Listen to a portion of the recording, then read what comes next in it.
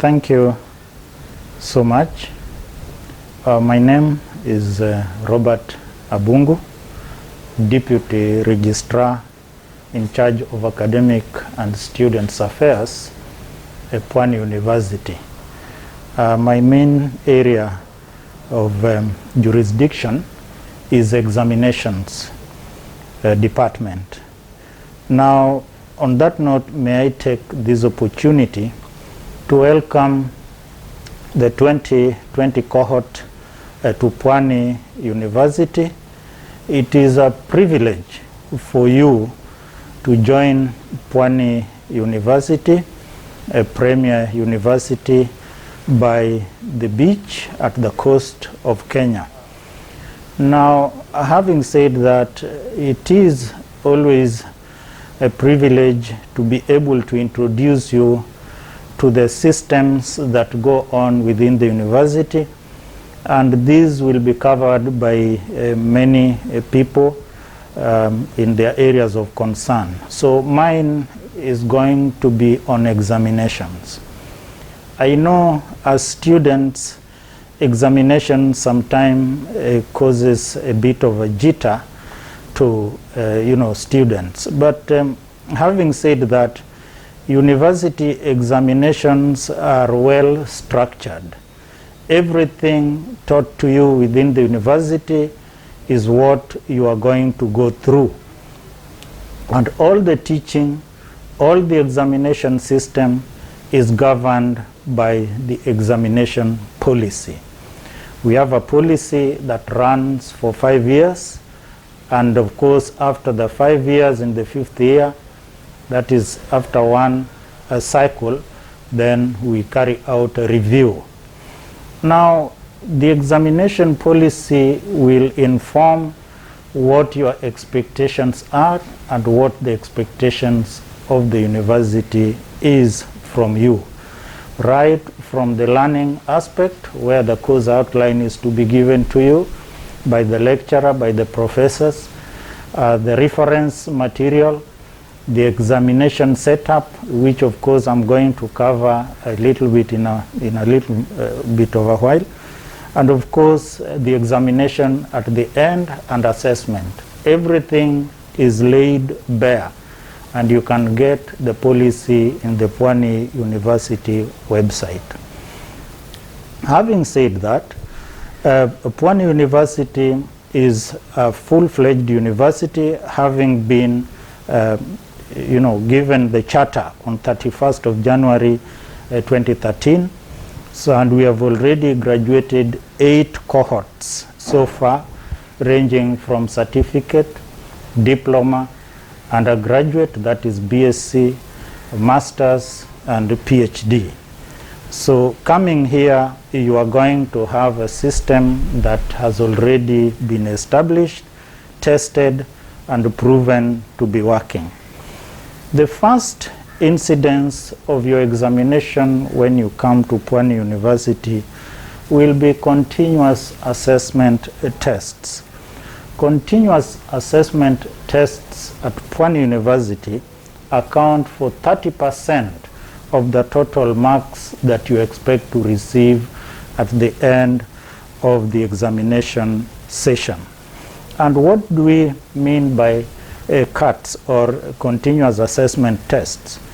It means sit-in tests, term papers, assignments, practical work, field work, oral tests, and any other than that one which of course is set at the end of the semester.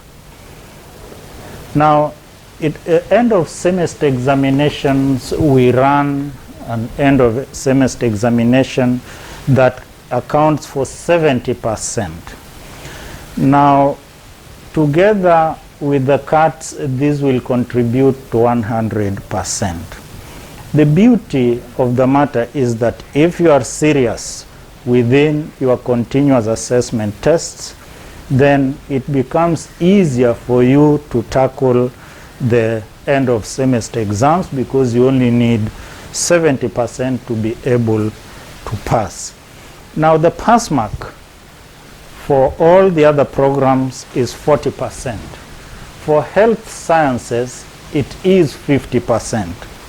Now, if you consider that 30% of the 40% pass mark comes from cuts, then I would urge you as a student to consider putting more effort in each and every aspect of your learning so that you can be able to achieve your 30% before the end of the semester.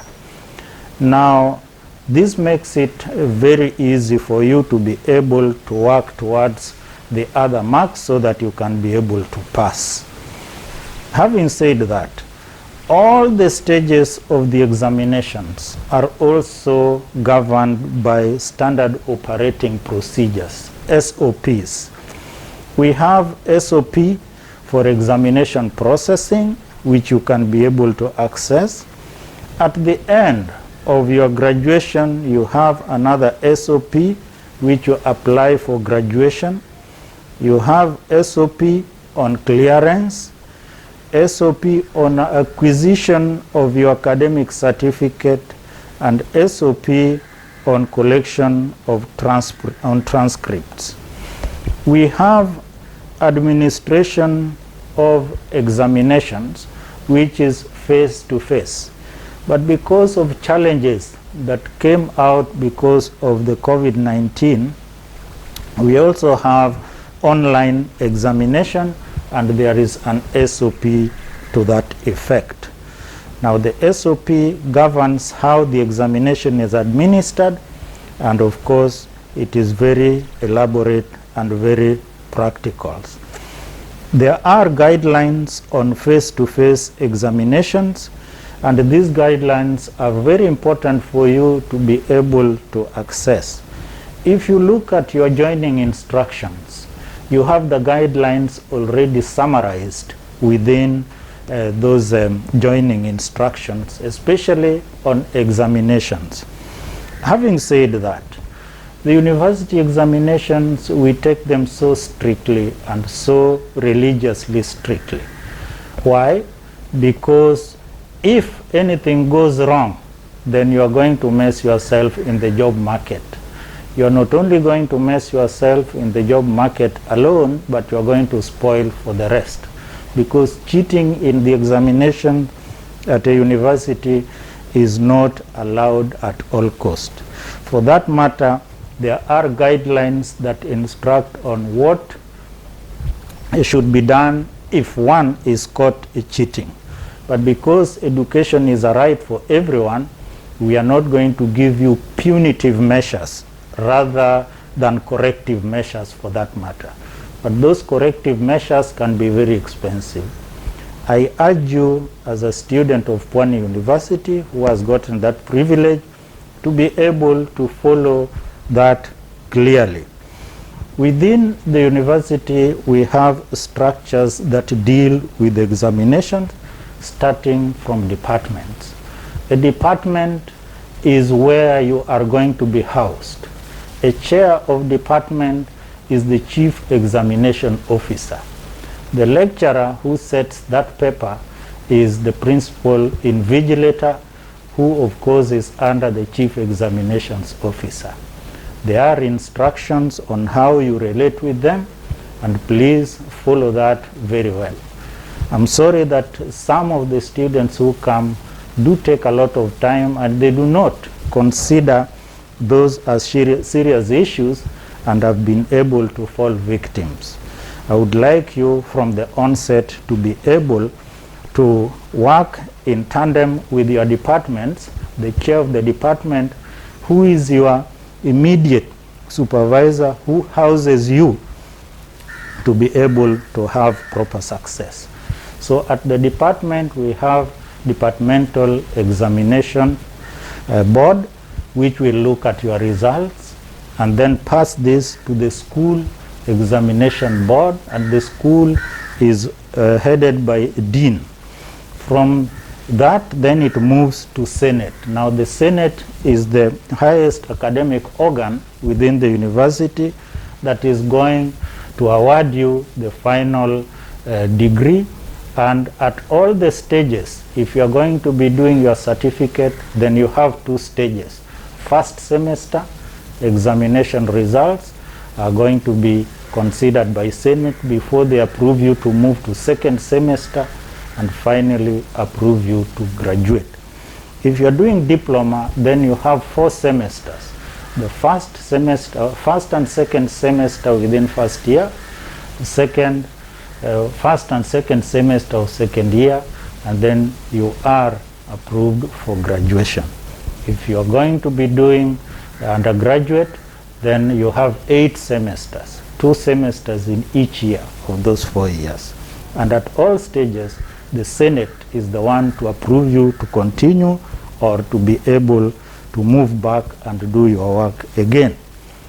Pwani University produces, after graduation, you need to be classified. And classification of a degree is, first class, second class upper, second class lower, pass. There is no fail. Fails, we do not offer degrees. And for first class honors, you need 70 to 100 marks in order to be able to get first class. And out of those 70, remember 30% you are given a whole semester to be able to work towards to. So if you can get 25 out of 30, you only require about 45 in order to be able to get 45 out of 70 to get your first class, an average for per unit. 60 to 69 is second class upper, 50 to 59 is second class lower, and 40 to 49 is pass. For health sciences, those who are doing nursing, those who are doing animal health and the like, there is no classification. Equally, there is no classification for postgraduate programs, that is masters and PhD. Duration of completion, I believe my registrar, his deputy, will be able to discuss this issue, but because it is in the policy, I would like to mention that. For one taking a certificate, we offer 1 year certificate, which should be completed within 1 year. But there is a provision for one to delay that up to a maximum of 2 years. Beyond that, it is not allowed by policy. For diploma, it is prescribed for 2 years, but one can be given another 2 years so that within 4 years you clear your diploma. For undergraduate, which is 4-year program, you can be able to graduate within 4 years, but should there be any delay, it should not pass 8 years. For masters, it is 2 years, that you should not be able to pass 4 years, but for special cases, because masters, some do them as part-time, we have people who are working, they are enrolled as part-time, they can be given another 1 extra year to make it 5 years within which to graduate. Now, for PhD, it is 3 years, but one should not be able to, pass 6 years. For those who are doing part-time, they can be able to go up to a period of 7 years. At the end of the graduation, once you have been given powers to read and do all that appertains to the graduation, or rather to your certificate, you will be issued with a certificate. And the certificate will have the different categories as I mentioned earlier.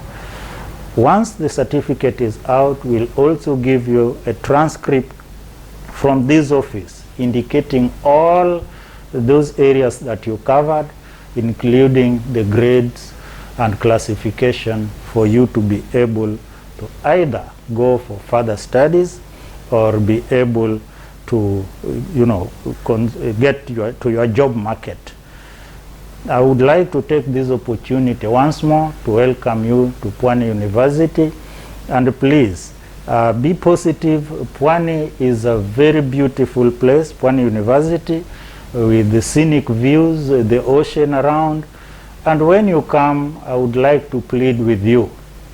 Please the ocean, do not get involved with the ocean for swimming at all costs, because we have lost lives and we really regard our students seriously.